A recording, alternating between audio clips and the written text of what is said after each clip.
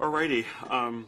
Music has always been a very big part of the Danny Boyle film experience. This film is no different, and it's interesting because we have such a powerful story, but it's a very small story to a certain degree. And so, what was Danny's agenda in trying to give a certain sound to 127 hours? First of all, I think this is the first movie I read the whole script for. I read the whole script even before the shooting, and then so it was in my mind going. And the idea behind the music is, as usual, it should be predictable in a way, and it should drive the movie. At the same time, not being bombastic on the sound. So we made it all fell into place. I think it was more guitars in it, and at the same time having a kind of futuristic underlaid textures, which kind of give you the little.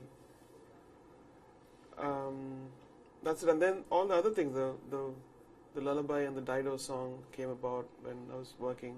In between, I just felt that I was doing some other track with her, and then I felt her voice would be perfect in this. And then we composed. She wrote the lyrics, and it was a tune of "If I Rise," which Danny loved in the beginning. So, amazing how you give quite a voice to Aaron's story, so to speak. Yeah. And I'm curious, how did you approach all this? I mean, in your mind, do you already hear certain instruments prior to scoring, or did you make a decision? This is what his voice should be like. Well, he's a very, very American, very self-confident, and very positive thinking man as a character. And so the music had to do that in a way. And there's no question of self-pity or anything in that. And that was a great, I took a cue from that and started working on it. And whenever we went into that zone, Danny would say, no, let's go. So we did have fun working those 3-4 weeks. 3-4 weeks.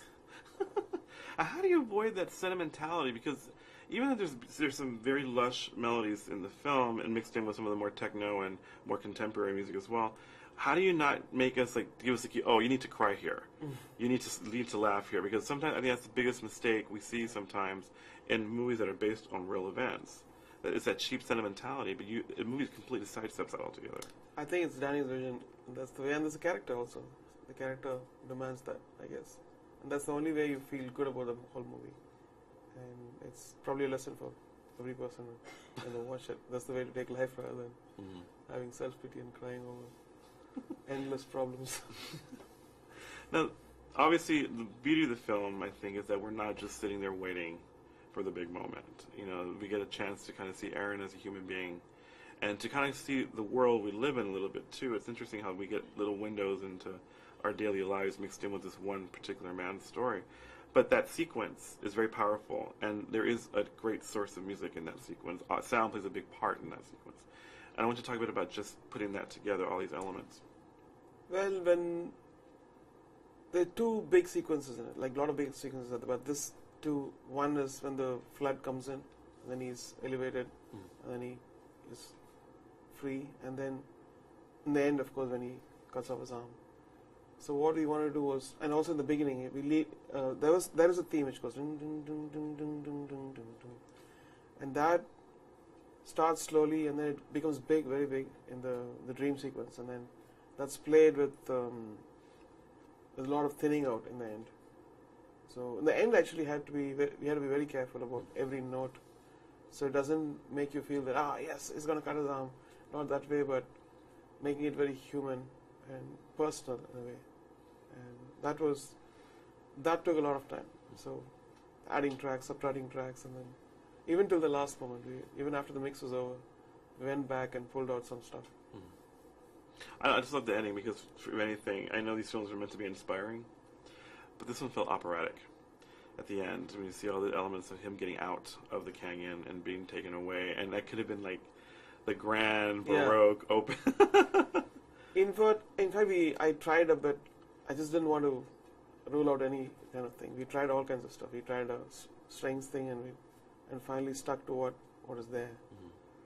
Now, as your career evolves, sir, you've done quite a variety of films and stage, obviously, and I'm curious, how does this film represent a certain challenge? Do you feel like you've reached a certain creative peak? This is not your typical film experience, and so I'm curious, what was it like for you? I'm very close to the director and his vision. So when I believe that, and I go give my 100%, at least I try to. And the same way, Slumdog Millionaire or others. And when I work with Indian directors, it's different totally. It's made for a different market, and the sensibilities are different. We do songs, we do dance stuff. And when working with Danny Boyle, his sensibilities are different, and his way of thinking, of making is different. So that, in a way, covers half the job is done, and then all you have to do is go with the vision, and then sometimes bring in a lot of new stuff in it. And so you're in a way guided in the right direction together as a team. And now, how did you react to the film? I mean, I haven't seen it in its entirety, but you must have had some very strong reactions to the material as well. The film also was work in progress in the beginning. The end was not exactly the same end. We had after he is liberated, then he goes and there's a scene with his mom, his ex-girlfriend, and all that stuff. But then it became what it is now, which is fantastic. You come out with a high rather than going through again the process of story explaining what happened later, which nobody wants to. So the end, of course, all's well that ends well. The end now is really good, and people come out with a high, which is fantastic. And we're talking about elements of time today. I'm talking to Simon and Danny and James Franco about just how time maybe has become different for them.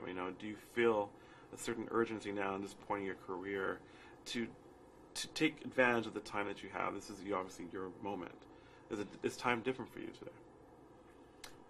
It is, but sometimes I go with the flow. Because whatever you plan, I think somewhere everything's aligned in a way where things come out. It's just that you be alert and work hard on that moment and get the right stuff out. Like I'm doing a world tour now. We've just done 17 different places.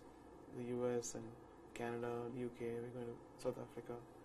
So this needs planning, but creativity comes anywhere, on the flight or when you're walking on a road, when you're half asleep. It's all good. We look forward to see what sounds you create next, sir. Mr. Rahman, thank you so much for talking. Thank you. Today. Appreciate it.